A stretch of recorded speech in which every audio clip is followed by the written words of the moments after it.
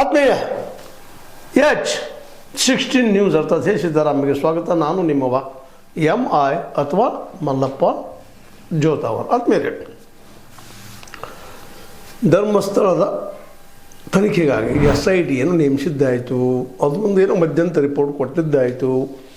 ಇಲ್ಲಿವರೆಗೂ ಡೆವಲಪ್ಮೆಂಟ್ ನೋಡಿದರೆ ಈ ತನಿಖೆ ಈಗಾಗಲೇ ಹಳ್ಳ ಹಿಡಿದ ಗೊತ್ತಾಗಿಬಿಟ್ಟದ. ಇನ್ನು ಯಾರ್ಯಾರೋ ಮೇಲೆ ಅದನ್ನು ಹೇರಿ ಹೋಗುವಂಥದ್ದು ನಡೀತಾ ಇದೆ ಇಲ್ಲೇ ಅನ್ನುವಂಥದ್ದು. ಯಾಕಂದರೆ ಸರ್ಕಾರಕ್ಕೂ ಆಸಕ್ತಿ ಕಾಣ್ತಾ ಇಲ್ಲ. ಜನ ಕೇಳ್ತಾ ಇದ್ದಾರೆ ಯಾರಪ್ಪ ಕೊಂದವರು ಅಂತೇಳಿ. ಅದಕ್ಕೂ ಏನೋ ಪ್ಲ್ಯಾನ್ ಮಾಡ್ತಾ ಇದ್ದಾರೆ. ಒಟ್ಟಾರೆಯಾಗಿ ಜಗದ ಯಾವುದೇ ಮೂಲೆಯಲ್ಲೂ ನಡೆಯಲಾರದ ಘಟನೆ ಈ ಒಂದು ಧರ್ಮಸ್ಥಳ ನಡೀತಾ ಇದೆಯಾ ಅನ್ನುವಂಥದ್ದು. ಯಾಕಂದ್ರೆ ಇಲ್ಲಿ ಯಾರು ಆರೋಪ ಮಾಡಿದ್ದಾರೆ, ಯಾರ ಮೇಲೆ ಆರೋಪ ಮಾಡಿದ್ದಾರೆ, ಯಾರು ಆರೋಪ ಮಾಡಿದ್ದಾರೆ, ಯಾರು ಆರೋಪ ಮಾಡಿದಾರೆ ಅವರೇ ಈಗ ಅಪರಾಧಿ ಆಗ್ತಾರೇನೋ ಅನ್ನುವಂಥ ವಾತಾವರಣ ಕ್ರಿಯೇಟ್ ಆಗಿದೆ. ಯಾರ ಮೇಲೆ ಆರೋಪ ಮಾಡಿದವರ ತನಿಖೆನೇ ಇಲ್ಲಿಲ್ಲ, ತನಿಖೆ ನಡೆಸುವ ಸಾಧ್ಯತೆಗಳು ಇಲ್ಲೇನೋ ಅನ್ನಿಸ್ತಾ ಇದೆ. ಯಾಕಂತಂದ್ರೆ SITಯ ನಡೆಯನ್ನು ನೋಡಿದಾಗ ಯಾವ ಚಿನ್ನಯ್ಯ ಮೊದಲು ಭೀಮಿದ್ದ, ಮುಸುಕುದಾರಿ ಇದ್ದ ಆಗಿದ್ದಾಗ ಈ ಹೆಗ್ಗಡೆಯವರ ಮೇಲೆ, ಅಲ್ಲಿ ವ್ಯವಸ್ಥೆಯ ಮೇಲೆ, ಧರ್ಮಸ್ಥಳದ ವ್ಯವಸ್ಥೆಯ ಮೇಲೆ, ಧರ್ಮಾಧಿಕಾರಿ ಆಡಳಿತದ ಬಗ್ಗೆ ಏನು ಅವರ ವಿರೋಧವಾಗಿ ಒಂದಿಷ್ಟು ಮಾತುಗಳು ಹೇಳಿದ್ನೋ 164 ಹಾರೀಶ್ CPC ಪ್ರಕಾರ ಹೊಸದು ಈ ಒಂದು ಕಾನೂನು ಪ್ರಕಾರ ಸ್ವತಂತ್ರವಾದ ಮೀಡಿಯಾಗೆ ಬೇಕಾಗಿರುವುದು ಸ್ವತಂತ್ರ ಧ್ವನಿ. ಆ ಸ್ವತಂತ್ರ ಧ್ವನಿ ಉಳಿಸಲು ನೀವು ಮಾಡಬೇಕಾದದ್ದು ಇಷ್ಟೇ. ಅದೇನಪ್ಪಾ ಅಂತಂತಂದ್ರೆ ನಿಮ್ಮ ಕೈಲಾದಷ್ಟು ಸಹಾಯ ಈ ಚಾನಲ್ಗೆ ಮಾಡಿ ಹಾಗೂ ನಿಮ್ಮ ಧ್ವನಿಯನ್ನು ಕಾಪಾಡಿಕೊಳ್ಳಿ. 183 ಅಡಿಯಲ್ಲಿ ನ್ಯಾಯಾಧೀಶರು ಮೊದಲು ಕೊಟ್ಟಿದ್ರು.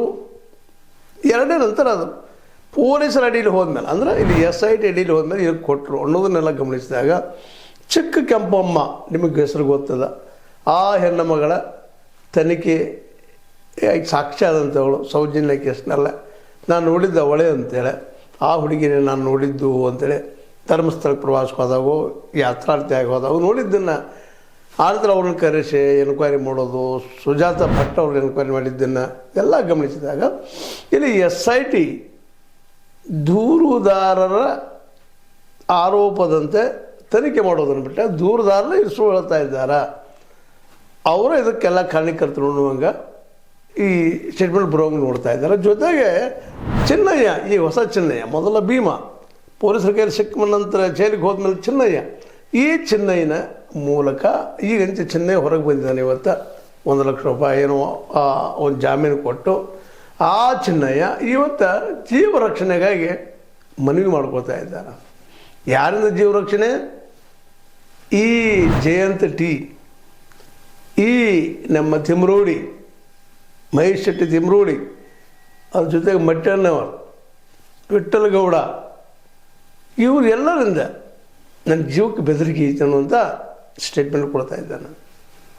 ಯಾವ ವ್ಯಕ್ತಿಗಳಿಗೆ 2 ವರ್ಷಗಳಿಂದ ಬಂದು ಭೇಟಿಯಾಗಿ 2023ರಲ್ಲಿ ಬಂದು ಭೇಟಿಯಾಗಿ ತನ್ನ ಕಥೆಗಳನ್ನ ಹೇಳ್ಕೊಂಡು ಅವರು ಒಂದು ಜಾಣತನ ಮಾಡಿದ್ದಾರೆ, ಏನೋ ರೆಕಾರ್ಡ್ಸ್ ಇಟ್ಕೊಂಡಿದ್ದಾರೆ ತಿಮ್ರೋಡಿ ಅವರು.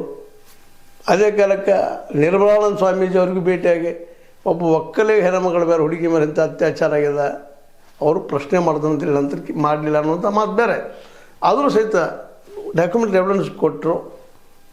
ನಂತರದಲ್ಲೇ ಇಲ್ಲಿ ಬಂದು ತಿಮ್ರೋಡಿ ಹತ್ರನೂ ಹೇಳಿದರು, ಇವರಪ್ಪ ಇದಕ್ಕೆಲ್ಲ ನಡೆಯುವಂಥ ಕಾರಣ, ವಿಶೇಷವಾಗಿ ಸೌಜನ್ಯ ಕೊಲೆ ಇವರಿಂದ ಆಗ್ಯದಪ್ಪ ಅನ್ನುವಂಥದ್ದು, ಇವರು ಮುಚ್ಚಲಿಕ್ಕೆ ಹೇಳಿದ್ರಲ್ಲ ಅನ್ನುವಂಥ ಮಾತುಗಳನ್ನು ಮಾತಾಡಿದಂಥ ವ್ಯಕ್ತಿ.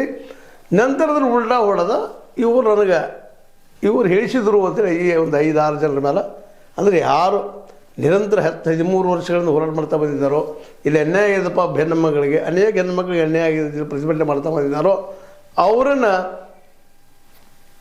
ಏನಪ್ಪ ಅಂತ ತೋರಿಸ್ಕೊಂಡು, ಇಲ್ಲ ಇವರು ನನಗೆ ಹೇಳಿದ್ರು ನಾನು ಹೇಳಿದ್ದೀನಿ ಅನ್ನುವಂಥ ಮಾತು ಒಳ್ಳೆಯದ.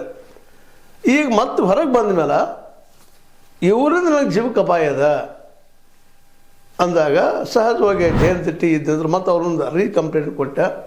ಇದು ಮೇಲಿನವರ, ನಾವು ಯಾರು ತನಿಖೆ ಮಾಡೋದು ಹೇಳ್ತಿದ್ರು ಅವರಿದ್ದವರು ಇವನನ್ನು ಹೊಡೆದು ನಮ್ಮ ಮೇಲೆ ಹಾಕೋ ಸಾಧ್ಯತೆಗಳಿದ್ದಾವೆ, ನಮ್ಮನ್ನು ಅಪರಾಧಿ ಮಾಡುವಂಥ ಸ್ಥಾನಕ್ಕೆ ನಿಲ್ಲಿಸುವಂಥ ಸಾಧ್ಯತೆಗಳಿದ್ದಾವೆ. ಅದಕ್ಕೆ ಈ ವಿಷಯದಲ್ಲಿ ಅವ್ನು ಗನ್ ಮೇಲೆ ಬಂದುಬಿಟ್ಟು 2 ಕೊಡ್ರಿ, ರಕ್ಷಣೆ ಕೊಡ್ರಿ. ನಾವು ಅವಿದ್ದಂಥವ್ರು ನಾವಂತೂ ಕೊಲ್ಲುವಂಥ ಇತಿಹಾಸ ನಮ್ಗೆ ಇಲ್ಲವೇ ಇಲ್ಲ. ಒಂದು ಎರಡನೇ ಮಗದ್ರ ಅವಶ್ಯಕತೆಯೂ ಇಲ್ಲ. ನಾಳೆ ಯಾರೋ ಹೊಡೆದು ನಮ್ಮ ಮೇಲೆ ಬರೋದು ಬೇಡ, ನಾವು 6 ಮಂದಿ ಜನರ ಮೇಲೆ ಇದು ನಾವು ಒಂದು ಹೋರಾಟ ಮಾಡ್ತಾಯಿದ್ದೀವಿ ಮತ್ತು ದಿಶಾಬಲ ಆಗ್ತದೆ ಅನ್ನೋಂಥ ಮಾತನ್ನು ಹೇಳ್ತಾ, ಜೊತೆಗೆ ನಮಗೂ ಸತ್ಯ ಹೇಳಿದ್ದಕ್ಕಾಗಿ ಶಿಕ್ಷೆ ಸಿಗುವಂಥದ್ದು. ಈಗ ಚೆನ್ನಾಗಿ ಸತ್ಯ ಹೇಳಿದಕ್ಕೆ ಶಿಕ್ಷೆ ಸಿಕ್ಕದ ಪಾಪ ಹೊಡೆದಿದ್ದಾರೆ ಅವ್ರಿಗೆ. ಈಗಾದರೂ ಅವ್ರಿಗೆ ಹೇದಿಂದ ಮನೆಯವ್ರ ಮೇಲೆ ಅಂಜಿಕೆ ಹಾಕಿ ಮತ್ತೇನೋ ಹಾಕಿ ಈ ವ್ಯಾಪಾರ ನಡೆದಂಥ ಅವ್ರ ಆರೋಪ. ಜಯಂತಿ ಅವ್ರದ್ದಾಗಿರ್ಬೋದು, ಗೆಳೆಯ ನಮ್ಮ ಇವರು ಯಾರೋ ಮಟ್ಟಣ್ಣವ್ರವ್ರು ಆಗಿರ್ಬೋದು, ತಿಮ್ರೋಡಿ ಅವ್ರದ್ದಾಗಿರ್ಬೋದು, ಇವರ ಒಂದು ಭಯ ಏನಪ್ಪ ಅಂತಂದ್ರೆ ಅವರು ಹೊಡಿಸಿ ನಮ್ಮಲ್ಲಿ ತರಬಾರದಿದೆ ಅನ್ನುವಂಥದ್ದು.